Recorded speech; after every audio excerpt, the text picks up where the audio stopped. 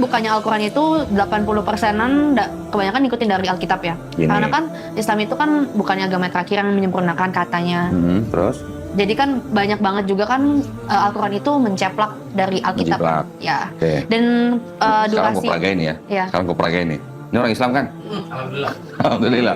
Ini gue peragain ya. Ini abang-abang dua nih.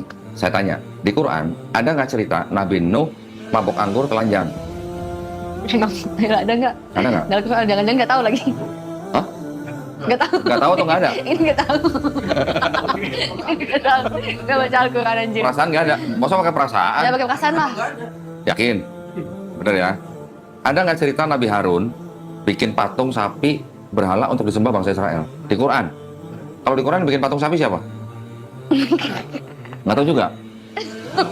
Astagfirullahaladzim. Lama-lama login dan Asyhadu. Haleluya. Nggak ada cerita Nabi Harun. Berarti KTP Memang kan? nggak ada, tapi yang bikin siapa di Quran? Namanya Samiri namanya. Aja. Ya. Aku pernah dengar sebenarnya, cuman aku lupa. Makanya ngaji lagi. Dua dah. ya, ini dua. Alif batas. Lanjut nih. Ada nggak di Quran cerita Nabi Daud, Nabi Lot menghamili dua anak perempuannya? Ada. Ada. Ada nggak cerita di Quran Nabi Daud berzina sama Binor? Tahu Binor kan? Binor. Apa? Binoran. Ada nggak?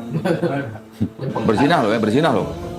Ada nggak cerita di Quran Nabi Sulaiman alaihissalam musyrik? Ada nggak cerita di Quran Nabi Ayub alaihissalam nyalahin atau menghujat Allah? Di sini semua ada nih. Kalau di sini ada cerita Nabi begitu, di Quran nggak ada cerita Nabi begitu. Kira-kira apakah Quran jiplak ini?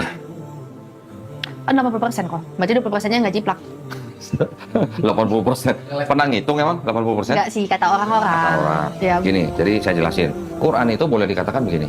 Quran itu adalah yang disebut sebagai kitab yang membenarkan kitab-kitab yang sebelumnya, tapi bukan kitab Yahudi, bukan kitab Kristen. Satu. Yang kedua, Quran itu adalah fungsinya sebagai al-muhaimin, mengoreksi. Jadi kitab-kitab yang dulu sudah pernah diturunkan, ditulis sama orang-orang yang bukan pengikut nabi-nabinya, disalahpahami oleh pengikutnya, diluruskan, dikoreksi sama Quran. Kemudian baru dijelaskan oleh Quran. Sebutannya mubayyin.